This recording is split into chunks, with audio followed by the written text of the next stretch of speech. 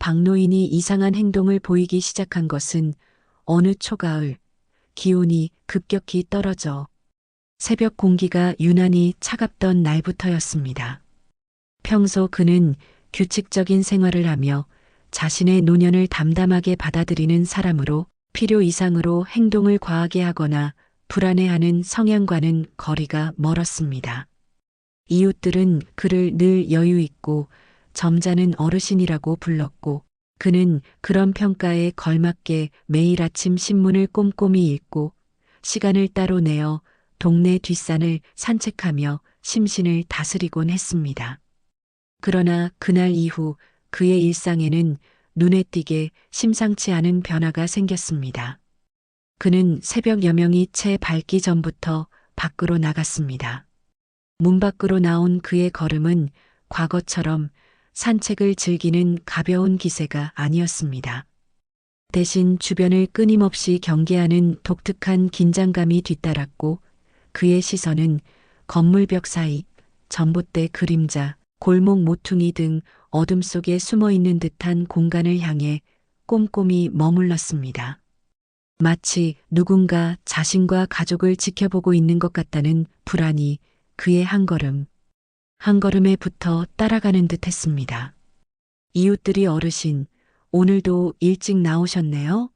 라며 인사를 건네면 그는 그 말을 들은 듯 들리지 않은 듯 무표정하게 고개만 끄덕이고 재빨리 시선을 돌렸습니다. 일상적인 대화조차 부담스러워 보이는 태도였습니다. 이웃들은 점점 그를 걱정스러운 눈으로 바라보기 시작했습니다. 어떤 이는 그가 갑자기 사람을 피하는 것이 신체적 이상 때문일 것이라 추측했고 또 다른 이는 그의 표정 속에서 불길하고 처연한 기운을 느꼈다고 말하기도 했습니다. 집에 돌아온 뒤에도 그는 제대로 앉아있지 못했습니다. 창가 앞에 서서 길 건너를 바라보며 일어날 기미도 없는 위험을 미리 감지하려는 듯한 시선으로 끝없이 바깥을 주시했습니다. 식탁 위에 놓인 TV 리모컨을 집어들었다 놓기를 반복했고 누군가 문 밖에서 기침이라도 하면 갑자기 기척을 살피기 위해 일어나는 일이 잦아졌습니다. 그럼에도 손녀 혜린이 나타나면 그는 잠시나마 표정이 풀렸습니다. 그러나 그 따뜻한 감정조차 금세 불안으로 얼룩졌습니다. 그는 손녀의 등교 시간만 되면 유독 예민해졌고 오늘도 버스 타지 말고 택시 타자, 혼자 가면 위험할지 모른다는 말을 반복했습니다.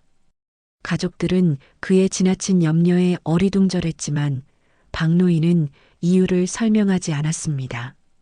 손녀를 배웅할 때 그는 학교까지 따라가 교문 앞에서 오래 서 있었고 아이들이 교실로 들어간 뒤에도 한참 동안 주변을 둘러보다가 겨우 발걸음을 돌렸습니다. 그 행동은 분명 과거의 박노인과는 전혀 다른 모습이었습니다. 아들과 며느리는 그의 변화를 심각하게 받아들였습니다. 집안 식탁 위에 놓인 약 봉투는 늘어갔고 메모지에는 그가 적어놓은 의미를 알 수 없는 짧은 문장들이 조금씩 늘어나기 시작했습니다. 주의할 것, 오늘도 확인, 조심해야 한다와 같은 문구는 그들이 평소 알고 있던 박노인과는 어울리지 않았습니다. 가족들은 결국 병원을 권했습니다. 아들은 최대한 조심스럽게 말을 꺼내며 아버지, 요즘 기억이 자주 흔들리는 것 같아요. 그냥 한번 검사를 받아보면 좋을 것 같아요. 어르신들 대부분은 이런 검사를 통해 마음도 편해지신다네요. 라고 했습니다. 그러나 그 순간 박노인은 짧게 떨리는 손으로 테이블을 짚으며 단호하게 말했습니다. 나는 아무 문제 없다. 병원은 그럴 필요 없다. 그의 목소리는 강했지만 한편으로는 불안이 스며 있었습니다. 마치 병원 검사는 나를 들켜버릴 수 있다는 두려움이 깔려 있는 것처럼 보였습니다. 가족들은 오히려 그 반응에 더 걱정이 깊어졌습니다. 그날 밤 혜리는 잠에서 깨 물을 마시러 거실에 나왔고 우연히 복도 끝 방 안에 불빛이 새어나오는 것을 보았습니다. 문틈 사이로 안을 들여다본 그녀는 할아버지가 작은 검은 수첩을 열어 무언가를 쓰고 있는 모습을 발견했습니다. 얼굴은 창백했고 손은 떨리고 있었으며 그의 눈은 깊은 수심 속에서 헤매는 사람처럼 흔들렸습니다. 수첩에 적힌 글자는 급히 쓰느라 삐뚤어져 있었지만 해리는 그중 단 한 문장을 똑똑히 확인했습니다. 오늘도 그 남자가 근처에 나타났다. 그 문장은 단순한 걱정이나 불안의 표현이 아니었습니다. 해리는 마치 자신이 알지 못했던 거대한 비밀의 조각을 들여다본 듯한 두려움에 사로잡혔습니다. 며칠 뒤 병원 검사가 이루어졌습니다. 검사 결과는 충격적이었습니다. 의사는 치매는 전혀 아닙니다. 오히려 인지 능력이 또래보다 안정적이세요. 라고 말했습니다.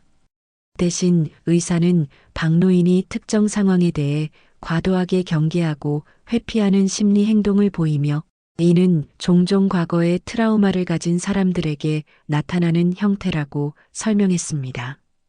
아들과 며느리의 표정은 더욱 복잡해졌습니다. 치매가 아니라면 그의 이상한 행동의 근원은 무엇이란 말인가? 집으로 돌아온 박노인은 창밖을 살피는 행동을 멈추지 않았고 밤마다 수첩을 펼쳐 무언가를 적었습니다. 해리는 더 이상 견딜 수 없어 결국 그에게 물었습니다. 수첩에서 본 문장, 남자에 대한 언급, 그리고 학교 주변에서의 불안한 행동. 그녀는 떨리는 목소리로 할아버지에게 이유를 묻자 박노인은 마침내 지난 14년간 가슴속에 묻어둔 이야기를 꺼냈습니다. 그의 딸, 즉 혜린의 엄마는 죽기 전 한 남자에게 지속적인 스토킹을 당했습니다. 그 남자는 출근길마다 뒤를 밟았고 협박성 문자를 보내며 그녀를 괴롭혔습니다. 그녀는 공포에 떨며 아버지에게 사실을 털어놓았고 박노인은 자신이 해결하겠다고 다짐했습니다. 하지만 경찰은 증거가 없다며 소극적인 태도로 일관했고 결국 딸은 어느 날 의문의 사고로 생을 마감했습니다. 박노인은 그날을 사고라고 부르지 않았습니다. 그는 여전히 누군가 딸을 죽게 만들었다고 확신했습니다. 그리고 자신이 지켜주지 못했다는 죄책감은 그를 오랜 시간 짓눌러 왔습니다. 최근 그는 손녀 주변에서 딸을 따라다니던 남자와 닮은 사람을 여러 번 목격했습니다. 비슷한 체격, 비슷한 자세, 비슷한 위치에 서서 사람들을 관찰하는 불안한 태도가 그의 기억 속 인물과 겹쳤습니다.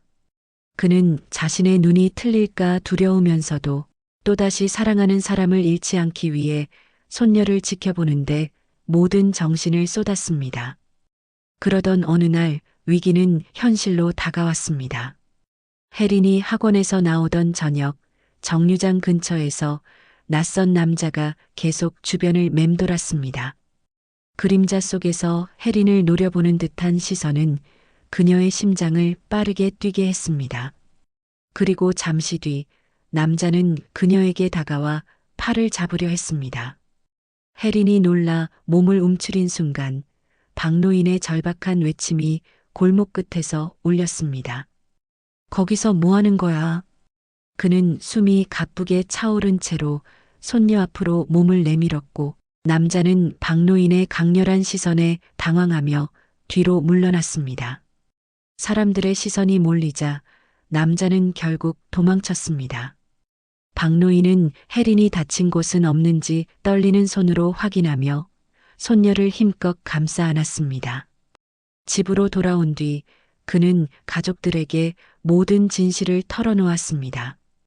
긴 시간 숨겨온 죄책감과 두려움, 스스로에게 부여한 책임감, 그리고 최근 나타난 남자의 존재까지. 그때 초인종이 울렸습니다.